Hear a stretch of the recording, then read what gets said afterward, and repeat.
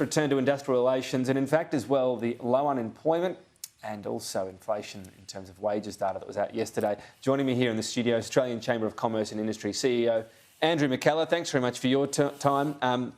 Jump in wages did come, but it's still below inflation given such a tight employment market. Is there still a bit of something that's broken in the system in terms of bargaining power and workers getting a fair share? Well, Tom, we are seeing obviously some evidence that wages are starting to move. I would go back to a point that I've made before, which is that this measure, the wage price index, is a very narrow measure. If you take what we're seeing through the surveys and the businesses we're talking to out in the marketplace, wages growth is significantly higher than what these figures are showing. Is it higher than inflation?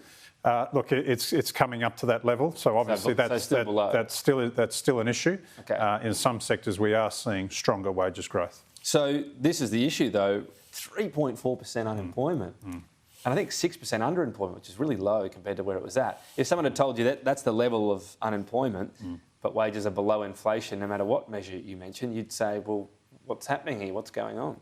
Well, clearly the labour market is very tight, and that's why behind the scenes we are seeing much higher wages growth than's coming through in those very narrow official figures.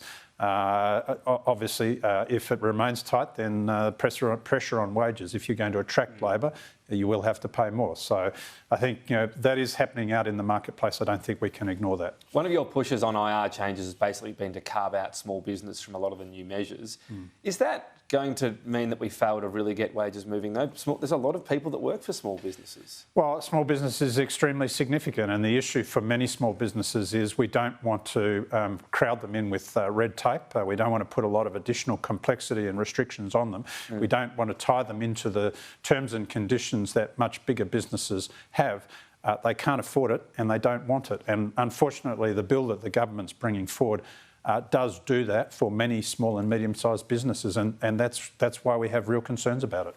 Okay, so how do wages get moving then? Is it just by goodwill? Fundamentally, we have to go back and fix up the enterprise bargaining system. So changes to the boot will mean small business has some flexibility and they'll start paying their employees more. That is a step in the right direction. Unfortunately, what the government is bringing forward takes us back in the wrong direction. It takes us back to one size fits all. It takes us back to industry-based agreements. It's not about fixing the fundamental problem that we have in our bargaining system. Is there excess profit being made out there?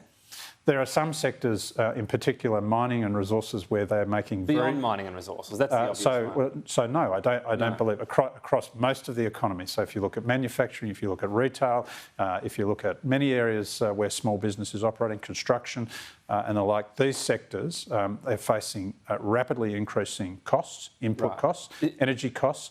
That's keeping pressure on profitability in those sectors. So no, we're not in a situation where that's the argument. All right. Well, that probably gets to the core premise, I suppose, where there's disagreement not only just over how to fix it, but what's broken. But perhaps for another day, we've got to leave it there. Andrew McKellar, Thanks, Tom.